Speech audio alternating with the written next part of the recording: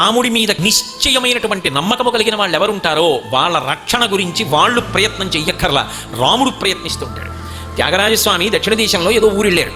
విడితే ఒక జమీందారు గారు, అయ్యా మీ యజమాని గారికి ఇవ్వండి అని 500 రూపాయలు ఇచ్చాడు. మా గురువుగారు ఏం పుచ్చుకోరండి ఎక్కడానో వద్దన్నాడు ఆయన శిష్యులు. కాదయా మీ గురువుగారు శ్రీరామనవమి చేస్తారటగా, కళ్యాణం విని రామ కళ్యాణంలో వాడుకోమని రాముడి కోసం ఇస్తున్నాను పుచ్చుకో అంటే, మా గురువుగారి కోసం కాదా అన్నాడు. మీ గురువుగారి కోసం కాదు, రాముడి కోసం ఇస్తున్నాను. ఆయన 500 పుచ్చుకున్నాడు. పల్లకీలో త్యాగరాజస్వామి వారు కూర్చున్నటువంటి ఆసనం కింద పెట్టాడు, ఆ బట్ట కింద పెట్టాడు 500 రూపాయలు. పల్లకి వెళ్ళిపోతుంది అడవి మార్గంలో. అట్నుంచి దారి దొంగలు వచ్చారు. అటుగా పెడుతున్న బాటసారులందరూ పారిపోతున్నారు. త్యాగరాజస్వామి అడిగారు, ఎందుకురా పారిపోతున్నారు వాళ్ళని? అయ్యా దారి దొంగలు వస్తున్నారండి, దోచుకుంటారేమో అని పారిపోతున్నారన్నారు. వాళ్ళ దగ్గర ఏదో ఉంటుందిరా, అందుకు పారిపోతున్నారు, మన దగ్గర ఉంది ముదుగుబదండి అన్నారు. అంటే శిష్యుడు అన్నాడు, మన దగ్గర ఉందన్నాడు. ఏ ఉందన్నాడు. 500 రూపాయలు ఉన్నాయన్నాడు. ఎక్కడిదిరా 500 అన్నాడు. జమీందారు గారు ఇచ్చారు. ఎందుకు పుచ్చుకున్నావు అన్నారు. మీకోసం పుచ్చుకోవాలా, నా కోసం పుచ్చుకోవాలా? రాముడి కోసం పుచ్చుకున్నా, రామ కళ్యాణానికి. ఓహో అయితే అది రాముడిదా? అవును రాముడి. అయితే ఆయన సొమ్ము ఆయన ఇష్టం, ఇచ్చుకుంటాడు, రక్షించుకుంటాడు, నీకెందుకు నాకెందుకు పద. అది నమ్మకం. కాబట్టి ఈ పల్లకి వెళ్ళిపోతుంది. 2 దొంగలు వచ్చారు. 2 దొంగలు పల్లకీ దగ్గరికి వద్దాం అనుకున్నారు. ఒక ఆయన నీలమేఘశ్యాముడు ఆజానుబాహుడు కనబడ్డాడు. పక్కన ఎర్రగా ఒక ఆయన.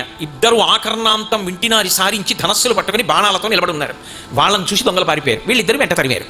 వాళ్ళు వెళ్ళి ఎక్కడ పడిపోయారు మొత్తం మీద అలసట వచ్చి. మర్నాడు పొద్దున్న రాత్రి ప్రయాణం ఎంతకని చేస్తారు, ఏ పదో ఏందో పెద్ద రావి చెట్టు కింద విడిది చేశారు త్యాగరాజస్వామి. మర్నాడు సంధ్యావందనం చేసుకుంటున్నారు. ఆ దొంగలు ఇద్దరు మళ్ళీ వచ్చారు, దొంగతనం కోసం కాదు. వచ్చి వాళ్ళు అన్నారు, అయ్యా నేను బుద్ధి గడ్డి తినో, అమృతం దాగో, మా అదృష్టం మీ పల్లకీ దగ్గరికి వచ్చాను డబ్బుల కోసం. ఎవరో 2 మమ్మల్ని తరిమారండి. మీ పల్లకీ దగ్గర కాపలా కాస్తున్న వాళ్ళు.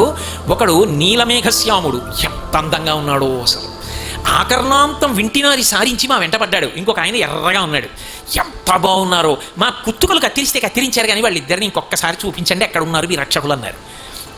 త్యాగరాజస్వామి ఏడ్చారు. నా కోసం రామా, నా పల్లకి వెంట తిరిగి దొంగల్ని తరుముతూ అరణ్య మార్గంలో పరిగెత్తావా అని. త్యాగరాజస్వామి వారిని కాపాడుకోలా. రక్షోపకారమనిశం జనయం జగత్యాం. అది రాముడి యొక్క లక్షణం. లోకాలను కాపాడతాడు, ప్రత్యేకించి భక్తులను కాపాడుకుంటుంటాడు, ధర్మాత్ముల్ని కాపాడతాడు.